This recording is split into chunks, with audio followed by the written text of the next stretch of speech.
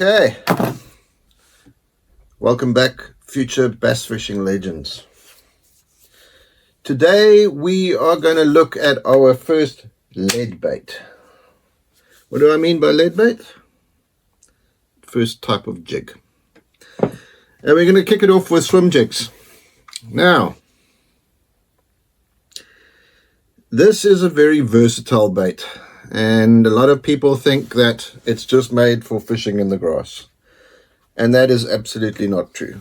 Not at all. And I'm hoping by the end of this episode, or tomorrow's episode, we can disprove that theory. I have some crazy ideas as usual. And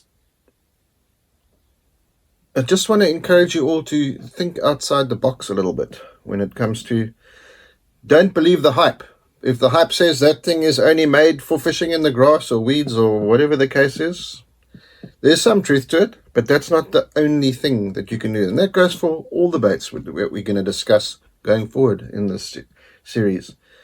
And like I've said in previous episodes, I hope you guys sent me some comments saying I took this bait and I went and did that and we slaughtered them doing the complete opposite of what you told us to do with them. I want to know about it, because I'm going to steal your ideas and go and try them myself.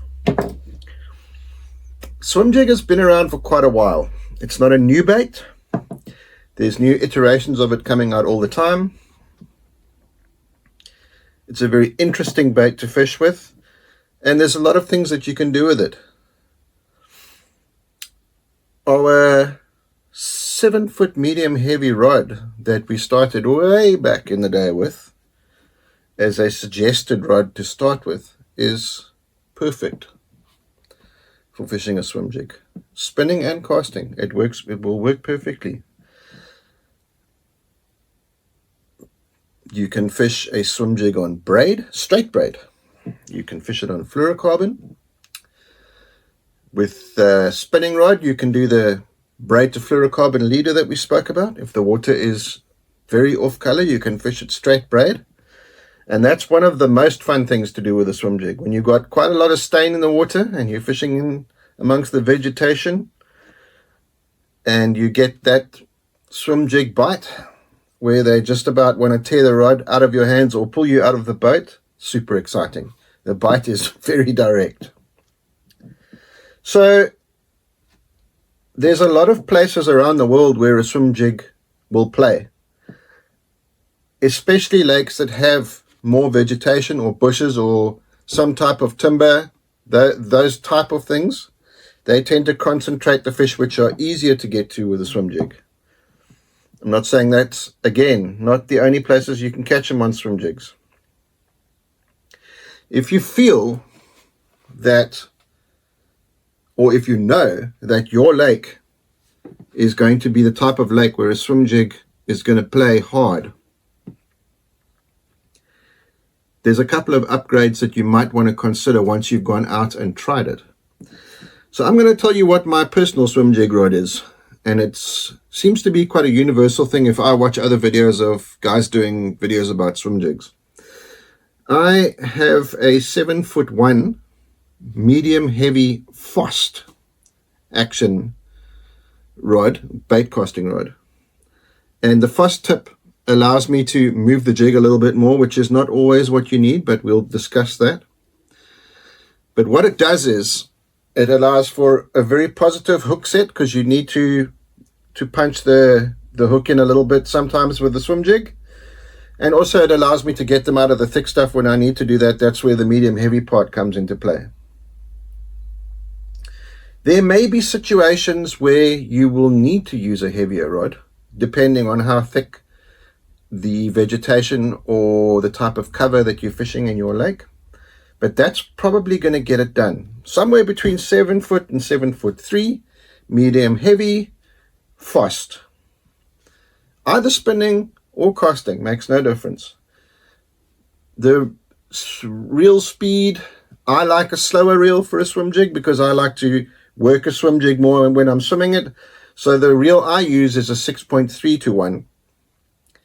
So let's say anywhere from a 6.3 to 1 right up to a 7.6 to 1 on the casting reels. And on the spinning reels, the 5.5 to 1 is going to do the job. You just get to wind a bit faster when it's required. When you're fishing very heavy vegetation, both bait casting and spinning, and the water is stained, go to the braid. If you're fishing heavy vegetation and the water is clear, go to the braid. This is the type of bait that you would throw in areas where you would throw a spinnerbait, but you can't throw a spinnerbait because it can be so thick. We will talk a little bit later in the video about some other ideas that I've got for the uses of a swim jig. Primarily, they're used to go and fetch fish out of vegetation. So for the casting setup, you probably want to go with something around the 50-pound braid mark. And the spinning setup, if you go with your 30-pound braid and say use a 20-pound fluorocarbon leader, that should be fine. The problem with most spinning rods, is that if you go to the heavier braid, there are not a lot of bass rods that are designed to handle the heavier braid in the spinning category. This is one of those techniques that I would suggest that the casting rod is the better option. You need to, for that particular application of the swim jig.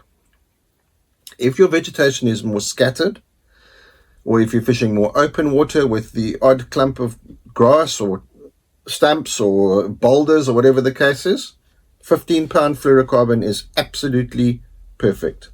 In that scenario, you would definitely get away with a spinning rod if you're uncomfortable with a casting rod.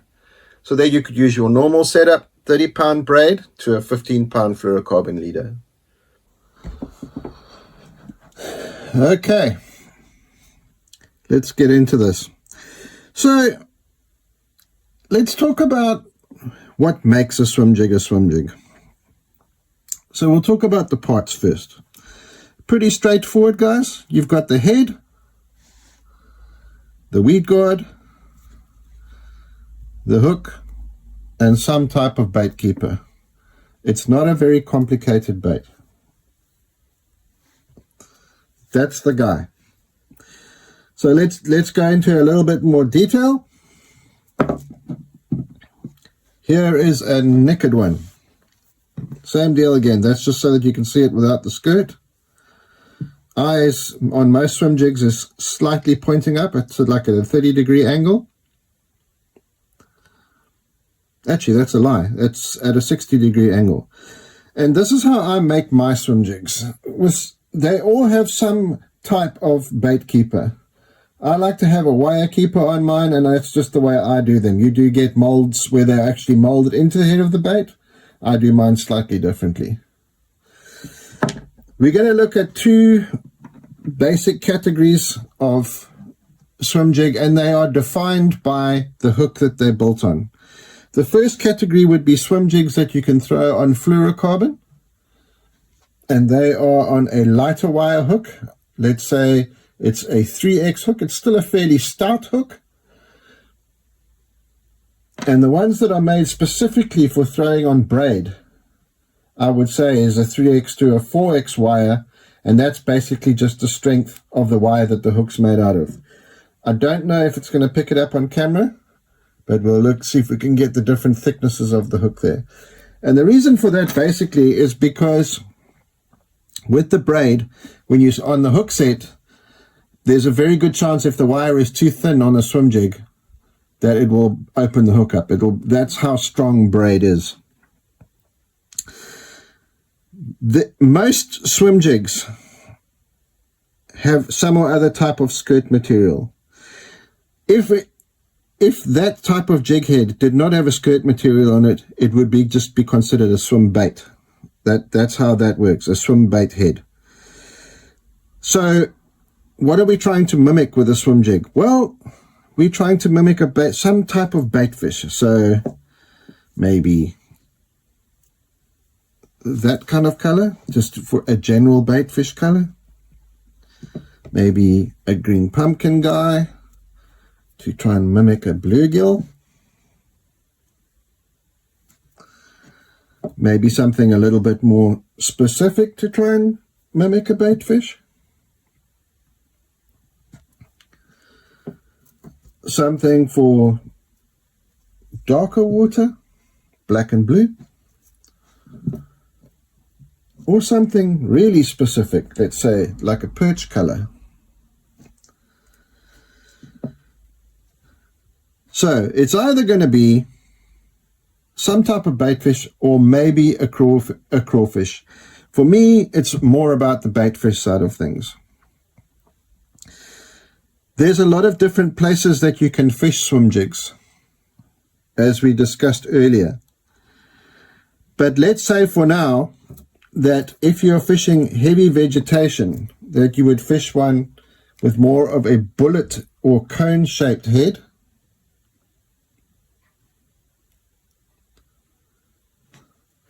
And if you are fishing more open water, you could use that, definitely use that in an open water scenario.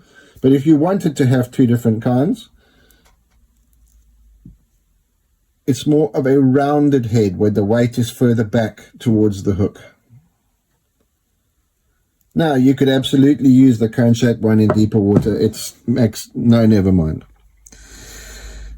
Weights on swim jigs from a 1/4 ounce up to a 1/2 ounce. For normal fishing, that's going to get it done for you.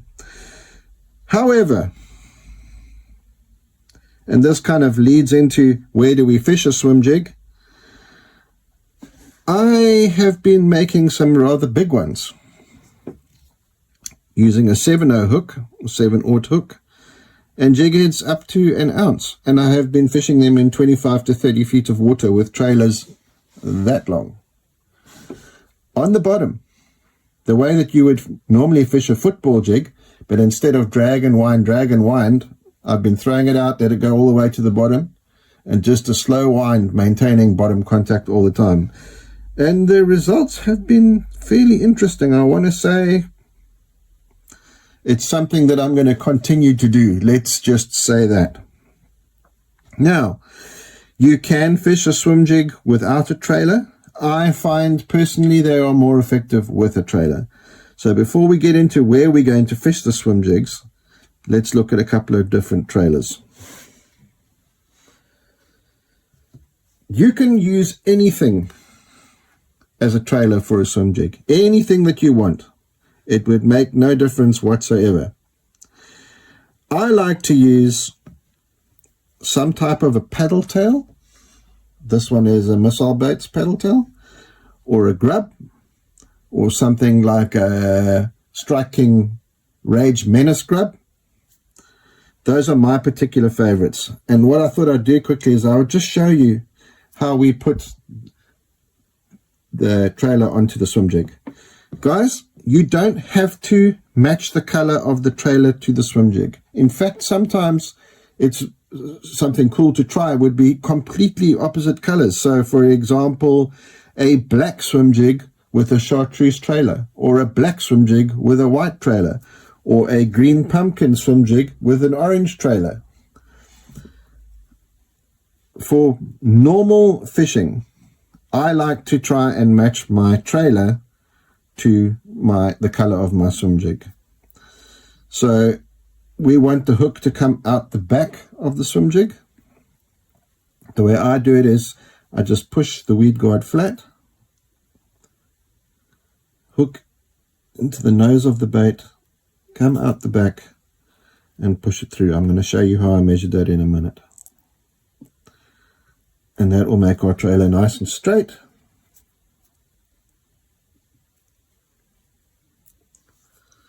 Like that. Now I will say something that I have learned through much heartache of losing fish or getting bitten off. You don't want your trailer sticking out very far behind your skirt. What sometimes happens is they'll come up, grab the trailer, tear off the trailer, it's at the tail of the trailer, and they don't get the hook. So let's say a 1/2 to a 3/4 of an inch from where the skirt ends. That's where your trailer should end.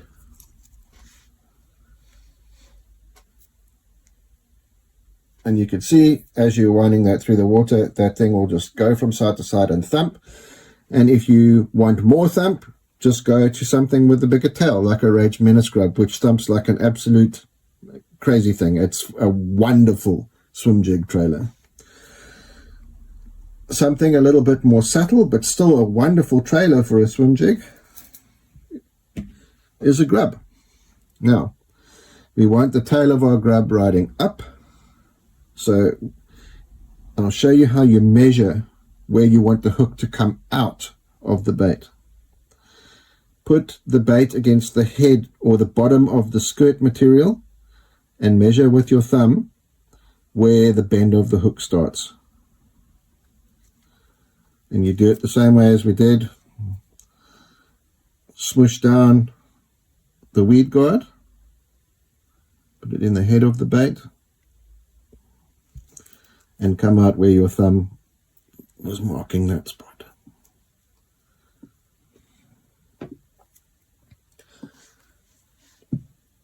Isn't that beautiful? Don't you want to throw it, guys? I want to throw it. I wish I could throw it today.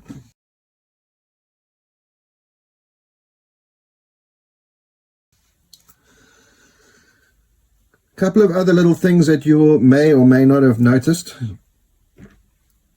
You may see here there's many different ways to tie skirts on jigs. The way I do mine is called an umbrella tie. I only use this on my moving baits.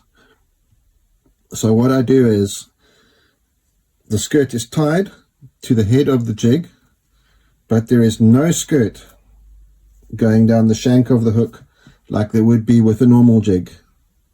With normal jigs, sometimes spinnerbaits as well, you can have skirts going down the shank of the hook, which is basically the other side of that skirt where I've cut it off.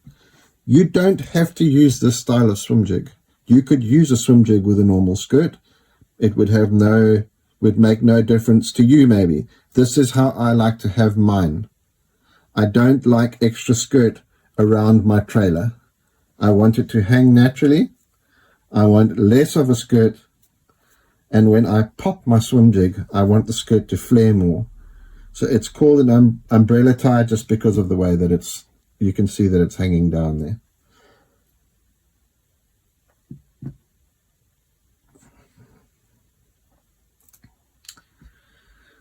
Now I want to show you something that I have been working on, which you could say maybe or maybe not really a swim jig. And it started out like this. I made a little 1/8 ounce swim jig.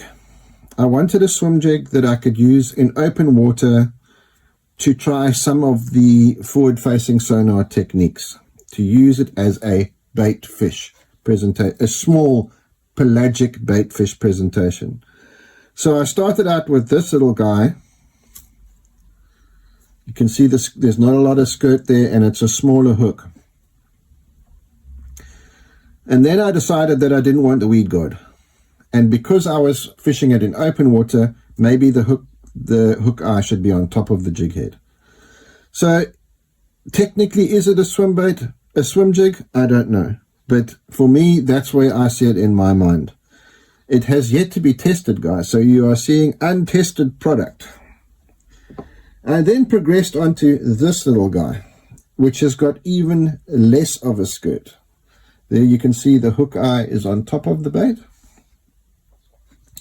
Same bait, wire bait keeper like all my other jigs, again with the umbrella tie, but very little skirt material. And then I thought that I would take a little 3.25 inch Zoom Super Fluke Junior and use that as a trailer. So there we do our system again, measuring. That's where I want it to come out.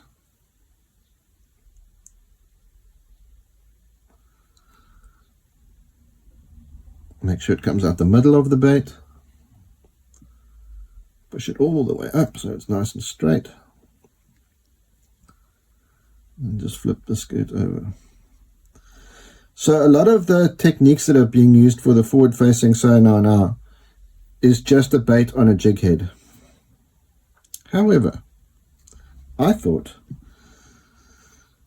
that if I could make a little tiny jig head like this, is also a 1/8 ounce jig head, like that, with a little bit of skirt on it just to give it some movement in the water, and use a similar type of bait, that might be a snack-worthy meal for a bass. that's feeding on smaller baitfish.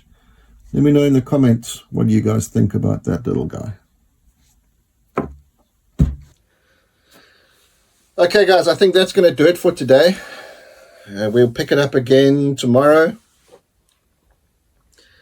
It's been a good session. We've got through a lot. So let's leave it at that. See you tomorrow.